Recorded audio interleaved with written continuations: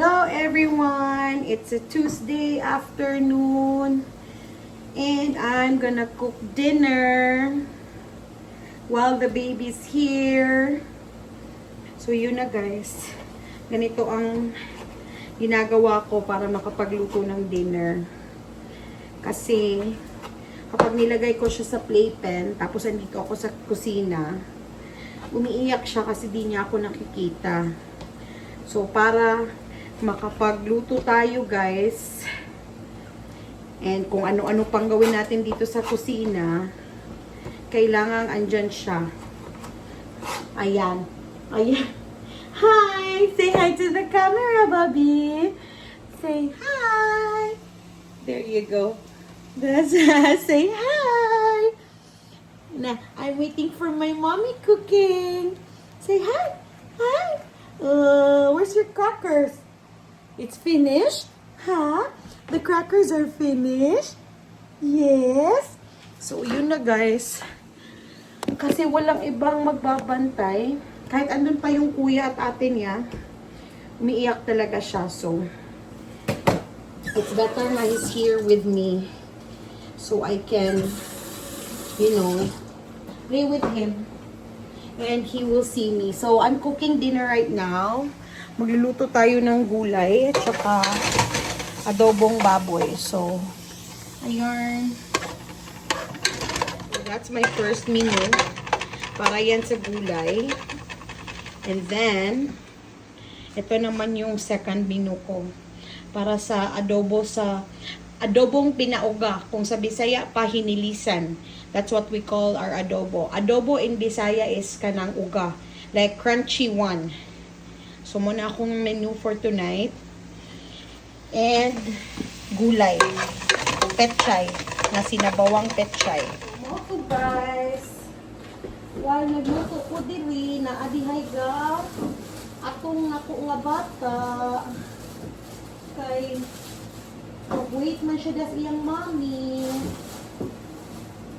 Mag-wait siya. Mag-get sa taglamas dudong. Up, boy. So, money akong menu, petchay.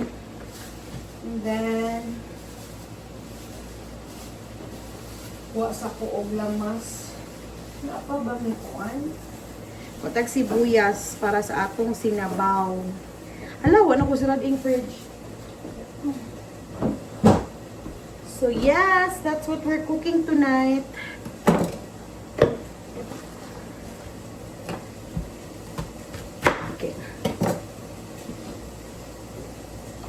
So, how's it going, guys? It's been a while that we posted. Got so busy with the baby. The baby's here, waiting for mommy. Hi, Bobby! So, lisod kayo. It's hard. Ang hirap, guys, nang ikaw lang sa bahay. Especially dito sa Canada. Walang makakapag-help sa'yo sa baby. So, it's just you because I'm still on maternity leave. And my husband is working full-time. So, it's just me. Right now, I have the 3 kids with me at home. Because they're on their summer break. Oh, no.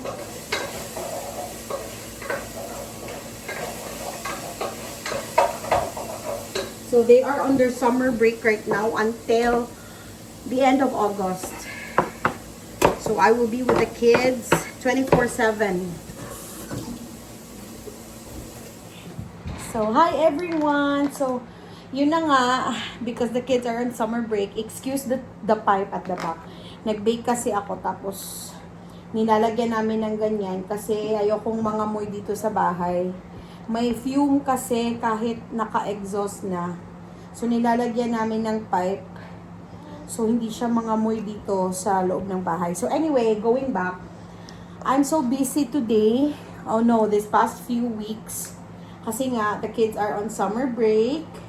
And since May up to at the first week of July, my parents visited me here. Visited us here in Canada. So, andito sina mama at papa ng 6 weeks.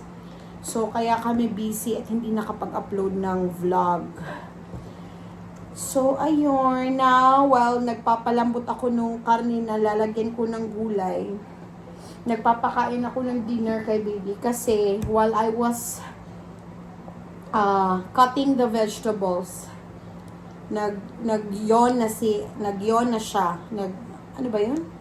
Yon. Basta, sleepy na siya. So, I'm feeding him dinner right now. So, don't judge me. I have my own cooked meal for him in the fridge. It's just that he doesn't want it like same meal every time. So, what I give him is, I give him some purees like this sometimes because he likes it. So, yeah. So he likes it like that. See, my baby loves it. And I also gave him this one. His crackers, baby crackers, snacks. This is his snacks every single afternoon. Yes, Bobby. Okay. No, you don't grab it. You're done eating that, right? Right? Here. So, yun na, guys. It's already it's the end of July. It's almost fall na naman. Malamig na naman soon. It's gonna get colder soon, Kyron love, right? And it's gonna be snowing again. Ang bilis lang ng summer, guys. Yung ang 6 weeks na pag-visit ni na mama at papa, ang bilis nga lang eh. Sobra kaming na busy. In-insert lahat ng lakad. Meron pa nga kaming hindi napuntahan. Anyway, maybe next time when they come back here, when they retire. So, hindi kasi sila makapag-stay ng longer. Kasi nga, they're still working and they have to go back to work. So, yeah. Here, my love. Anyway, he likes this apple, spinach, kiwi, broccoli, acerola, and quinoa. He likes this. It's almost finished. Here, I gave him this yesterday. So, I'm letting him finish it today. Yay! Wow, you like it, love? Nakapag-try ako ng ganito na sweet corn. Ayaw niya, guys. He doesn't want to open his mouth when I feed it to him. So, yun na. Kaya hindi kami nakapag-upload. Anyway, we'll try our best to upload more. Because we're so busy with this little Bobby. You right, Bobby? And it's just me here kasi bumalik na si Daddy sa work from paternity. His paternity leave was just 2 months. He still has remaining weeks pero may paggagamitan kami by December.